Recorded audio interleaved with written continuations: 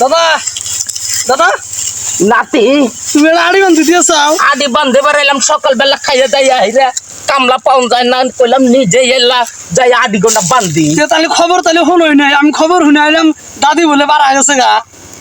কি কছেন না হ দাদি বাড়া গেছে গা দাদির না বাচ্চা থুই আইলাম আমি বাড়া গেছে গা বলে দাদা আমার পাগলা হইলো নি দাদা তুমি পাগলা হইলো নি আবার কে তুমি আসো কে মা এটা তো দুঃখের সংবাদ বউ দাদি গেছে গা বউ মানুষের বাড়া গেল গা আর তুমি আসো কাম দিবে নাতি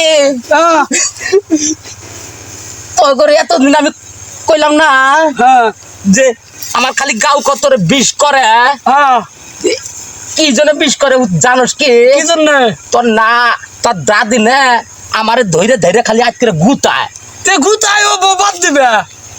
শুনছে না কথা বউ যে বাদ দিমু কস কাবিনে 5 লাখ টাকা তোলা আছে আর বাদ দিবার গেলি 5 লাখ টাকা দেওয়া নাগে টেয়া পামু কোনে আমি এই জন্য বাদ দেই না বাড়াই গেছে গা বলা হইছে এটা আমার খুশির কথা তুই যে খুশির কথা কইছাস আজকে